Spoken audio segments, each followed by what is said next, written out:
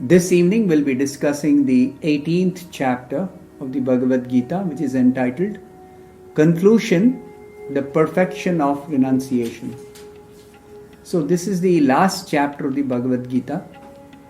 In every chapter of Bhagavad Gita, Lord Krishna stresses that devotional service unto the Supreme Personality of Godhead is the ultimate goal of life.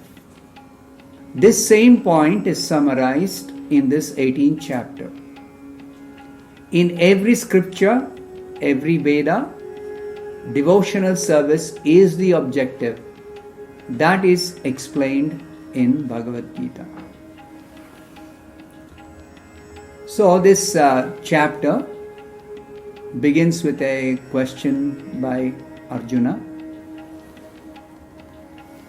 Since the Gita stresses renunciation of material activities and engagement in spiritual activities, Arjuna asks Krishna to explain definitively the purpose of renunciation and the purpose of the renounced order of life.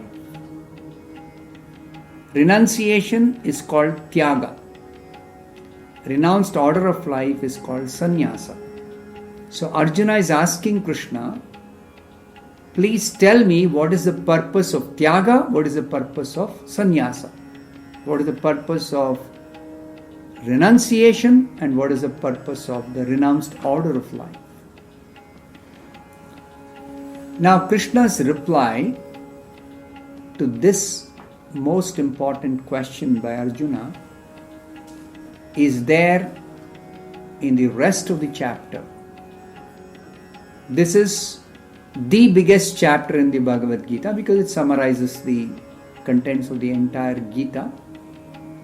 The first 17 chapters, what was discussed, is summarized here. So we'll be doing this chapter in 2 sessions, today and tomorrow. So today I will cover about half the chapter. Now Krishna's reply to this question, Krishna first of all says, what is sannyasa? Renounced order of life or sannyas means giving up activities that are based on material desires. And he replies, what is renunciation or what is tyaga? He says, giving up the results of all activities is called renunciation or tyaga.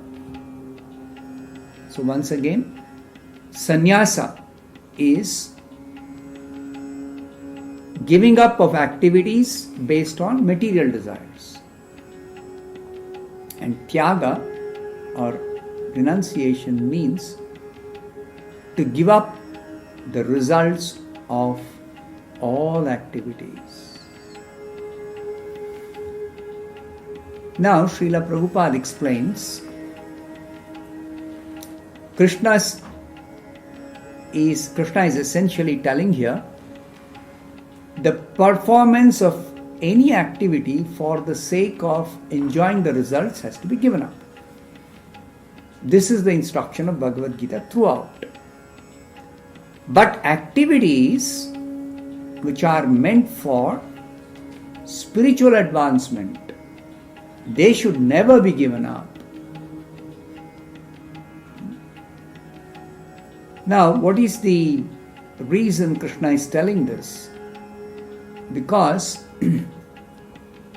it was explained earlier, work should be done as sacrifice to avoid bondage.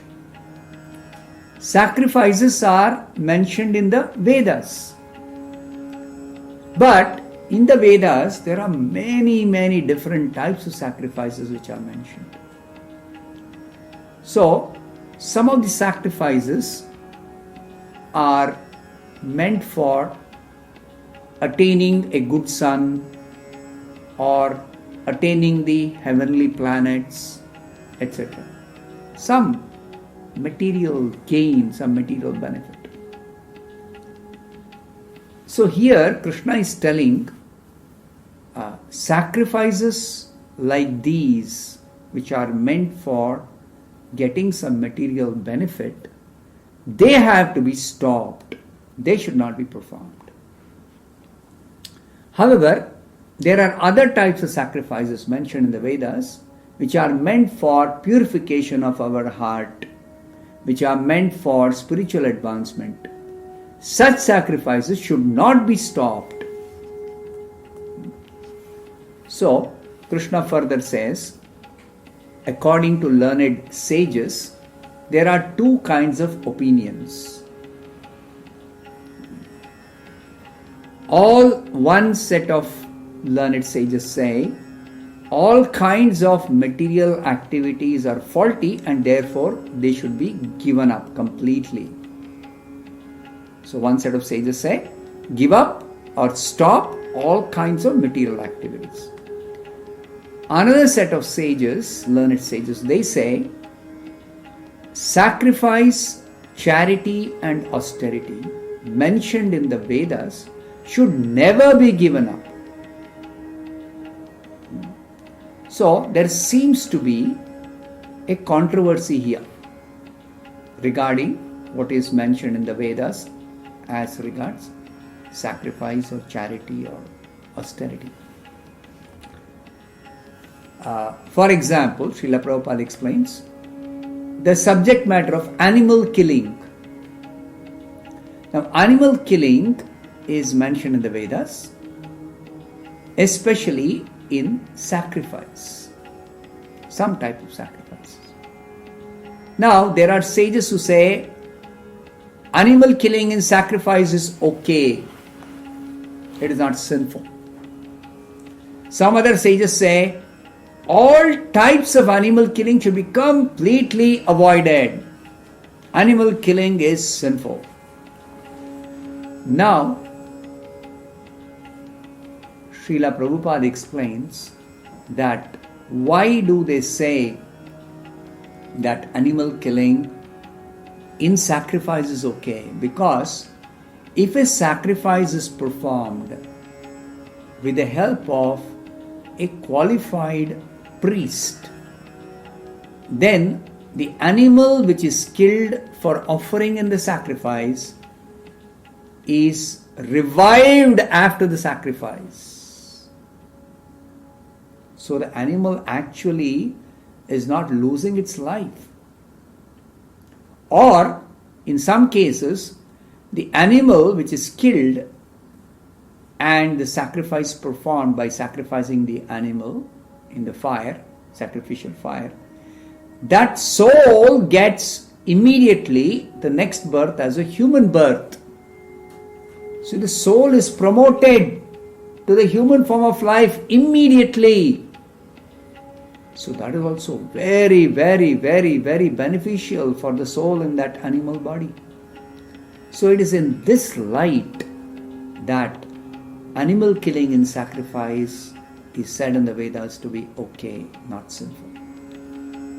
But when some sages say that animal killing is highly sinful, you should not indulge in any type of animal killing, what they are meaning is that to find a qualified priest who can chant the mantras in such a way that the animal which is sacrificed will be either revived after the sacrifice or will be promoted to the human birth, those type of qualified priests are very, very rare to find, especially in this age, in this Kali Yuga, in the present age. Therefore, they say animal killing is sinful. If the animal is not revived after the sacrifice, or if the animal is not promoted to a human form or human birth immediately after the sacrifice, then the animal killing is definitely sinful. So now this clarification now Krishna is going to give regarding sacrifices, charities performed, or regarding austerities done according to the Vedas. Krishna says that sacrifice, charity and penance must be performed without attachment and without any expectation of any results, because such a way of performing any sacrifice, any charity or any austerity mentioned in the Vedas, it purifies even the great souls. So, the purpose of any sacrifice, any charity or any penance, any austerity should be purification of the soul. And to purify the soul, such sacrifice, charity or austerity must be mentioned in the Vedas. It should be done without any attachment, and it should be without any expectation of any kind of results for the performer. So regarding renunciation, Krishna next speaks about renunciation, sannyasa. Tyaga. Tyaga means renunciation. He says renunciation, there are three kinds of renunciations according to the three modes of nature. We have understood there are three modes of material nature: goodness, passion and ignorance, sattva, rajas, tamas. According to this, there are three kinds of renunciation. So first he describes what is renunciation in the mode of ignorance. Tamasic renunciation. Tamasic tyaga. What is that? Giving up prescribed duties because of illusion is called tamasic tyaga. Then next he describes renunciation in passion, or rajasic tyaga. Renunciation in the mode of passion. What is that kind of renunciation?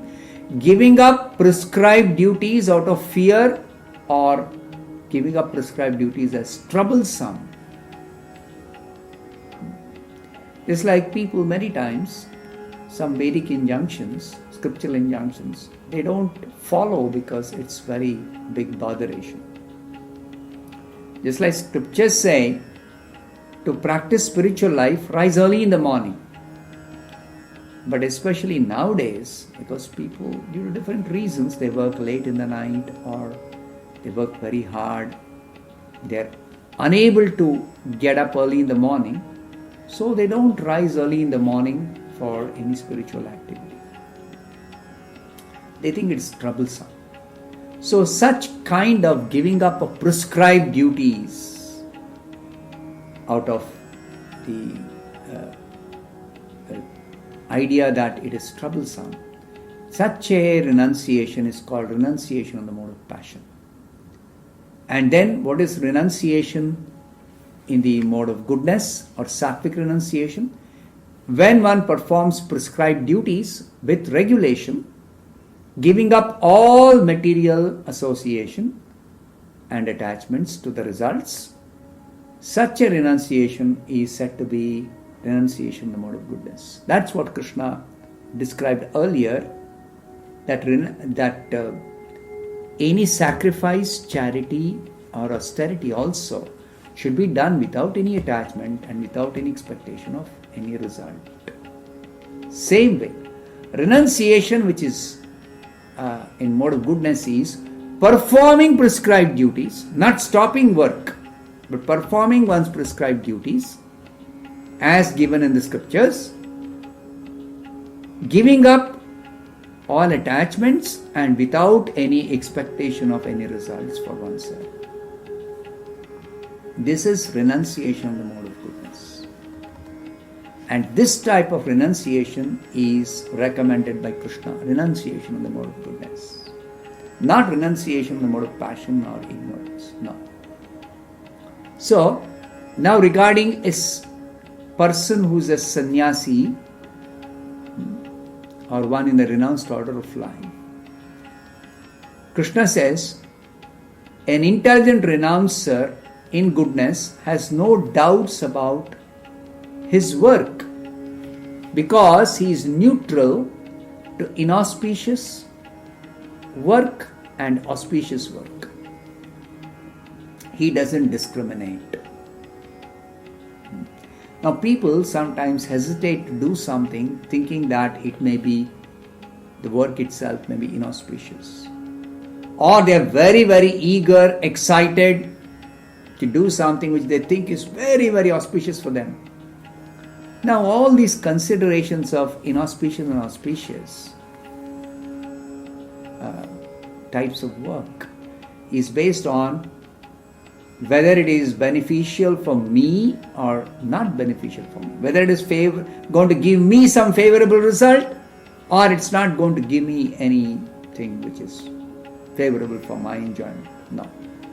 So, this consideration is not the proper consideration for either doing some work or not doing some work. The proper consideration is whether it is a prescribed duty mentioned in the authentic scriptures, authorized scriptures, and if it is prescribed duty mentioned in authorized scriptures, then I should do it regardless of whether I consider or I think it is auspicious or inauspicious, because I should do it without attachment and I should do it without any expectation of results. What is the benefit then at all? Is there any benefit at all? Why should I do it without any expectation of any reward? Because doing in this way will result in purification so that I can make spiritual advancement to ultimately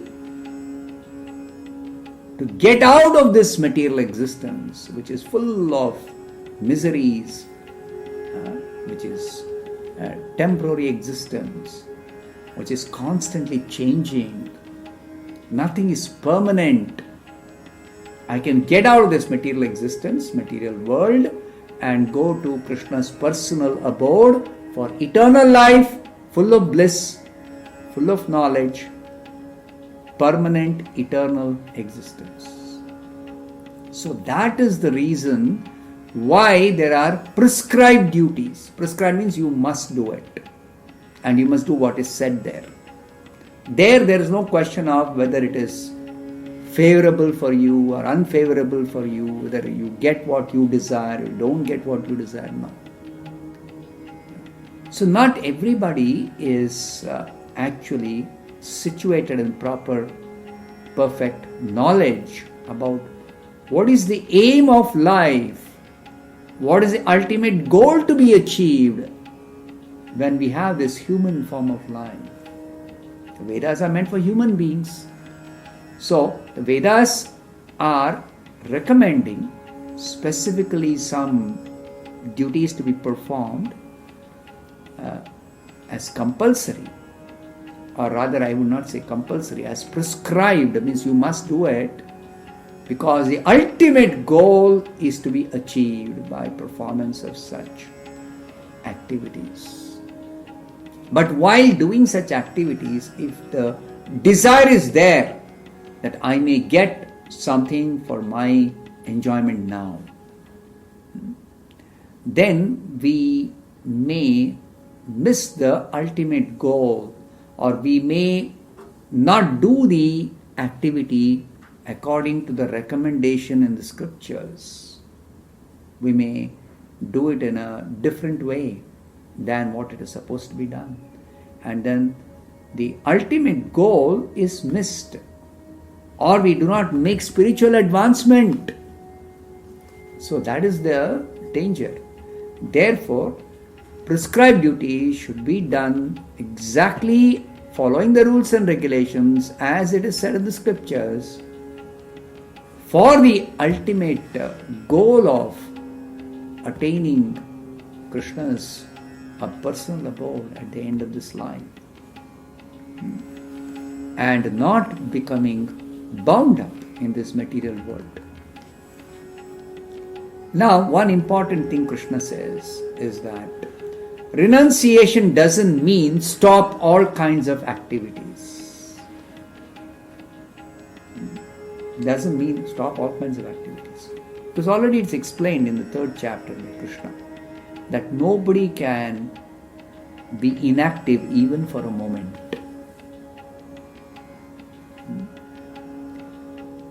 You may say that some lazy people don't do any work at all, simply sit idle. How do you say they cannot be inactive even for a moment? Now, activity or work is performed through the body, through the mind, and through words, through speech. So, if somebody is not working through the body or not physically active, they cannot stop mental activity. Everybody is always active in the mind. Even when we go to sleep, we are active in the mind. That's how we have experience of dream. That is because the mind is active even when we are sleeping. So mind is always active. Therefore, when it is said, you cannot be inactive even for a moment, you are always active. At least you are always active in the mind.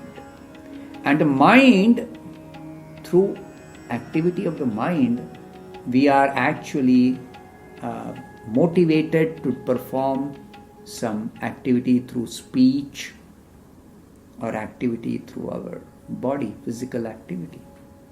It drives us. The mental faculty, the mind drives a person to act through the body or through speech. Therefore, there is always activity of one kind or the other through either the mind or the speech or through the body. So it is true that nobody can be inactive even for a moment. So it is not possible to be inactive. Therefore, one has to do activity, but what kind of activity? Because if we are not doing the right kind of activity, then we become bound up in this world. So to avoid bondage, we have to do prescribed duties as prescribed in the Vedas, authentic scriptures, without attachment, without any expectation of any results for ourselves. So that is the perfect way of doing detached work. Then Krishna explains according to Vedanta philosophy, there are different causes for accomplishment of any action. A little technical here, but not difficult to understand. I'll still try to explain this. That there are 5 factors for accomplishment of all action. Any action to be successfully done or performed requires 5 factors. So the first factor is the place of action. Unless there is a suitable place or a situation for an action to take place, the action cannot be accomplished. For example, if you are trying to light a fire using some firewood, the firewood has to be dry. You cannot light a fire. Supposing I had to cook. Of course, nowadays we don't cook using firewood. But let us say formerly at least people were using firewood for cooking. Then they cannot start cooking by lighting a fire with firewood if the firewood is wet. So the successful accomplishment of lighting a fire is possible only if the wood is dry. Similarly, you require a favorable place, or just like you're trying to light a lamp and it's very, very windy. Oil lamp, supposing you want to light. It's very windy. You cannot light it. The wind will not allow you. So, the situation or the place has to be proper. Then the performer, there has to be a performer, a person who does the action. Without a performer, no action can take place. And the various senses which are described as the instruments. Just like if I had to do some work, I have the working senses. Every person has got hands, legs, the organ of speech. These are our working senses. So a person wants to lift something, he requires hands. He has to use his hands. So similarly, it is explained here, the senses, the instrument senses are required. The instruments are required. And the different kinds of endeavor, cheshta, different kinds of effort for different kinds of activity. Just like if somebody wants to do a painting, they should be able to actually do that painting with some skill. A particular type of endeavor is required for painting. Another type of endeavor is required for typing. Another type of endeavor is required for maybe operating a machine to do something. So, like that, different kinds of endeavors are there for different kinds of activities. And ultimately, this fifth factor, many people miss out, is the super soul, Paramatma, whose sanction is absolutely required for accomplishment of any action. If he does not sanction, then the action will never be accomplished. So people sometimes wonder, what did I do wrong? Why was I not able to successfully do something? Now they may consider one or two or three or four factors, but they miss out the fifth one. So Krishna is pointing out, right or wrong, whatever a person does, by body, by mind, or through speech, it is possible to do the activity only if all the five factors are favorable. Otherwise, it's not going to happen. Action is not going to take place. So, most important is the sanction of the Supreme Lord as Paramatma, as Super Soul. So, unless an activity is sanctioned by the Lord, it's not going to be accomplished. No matter what other efforts or endeavors or arrangements or skill you may have, whatever you arrange, however nicely you want to do, however expert you may be, it's not going to happen if the sanction of the Super Soul is absent. So therefore, an intelligent person considers, if he wants to be 100% sure that he'll accomplish some action, then he understands that what should be attempted to be done should be according to Krishna's own directions, what should be done. So Krishna's directions are given in the Vedas. Vedas are giving us what are our prescribed duties. Therefore, performing prescribed duties is guaranteed success, both in terms of accomplishing the action and in terms of getting the ultimate result or the desired goal of life. The desired goal of life, ultimate goal of life, is to get out of this material bondage, material entanglement in this world, and to go to our original home with Krishna, in Krishna's personal abode, where we belong actually. So that is accomplished, 100%. Success is achieved by doing prescribed duty. That's why Krishna says, perform prescribed duties as given in the Vedas. Because Vedas are given by Krishna. That's why. And Krishna is the ultimate sanction. Now somebody may say that there is a person who wants to do something very, very wrong or bad. If the super soul ultimately has to sanction any activity, Why does God, as super soul in the heart of a criminal, sanction doing that criminal activity? Simple, no? God can clean up this whole world simply by not sanctioning any criminal activity, because ultimately the action won't take place. Supposing I want to harm somebody, can I harm if super soul does not sanction? No, I cannot. So that will be very nice, no? Very neat, no? No. There are considerations. Which activities the super soul will sanction and which activity the super soul will not sanction.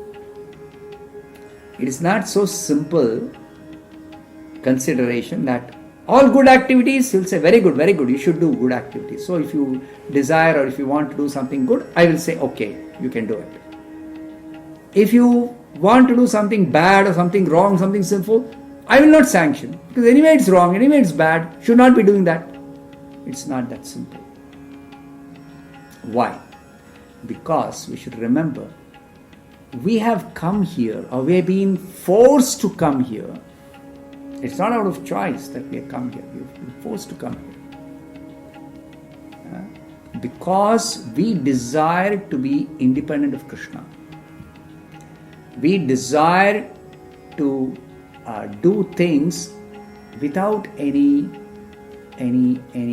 consideration of whether Krishna prescribes that or Krishna does not prescribe it. Or we want to be just forgetful of Krishna, or we want to be independent of Krishna, or we want to imitate Krishna. Different reasons like this are mentioned in the scriptures why we are forced to take birth in this world. So, under such circumstances, even though Krishna's sanction is required, whatever anybody wants to do, even in this world, still his sanctions happen according to certain laws. They're called the laws of karma.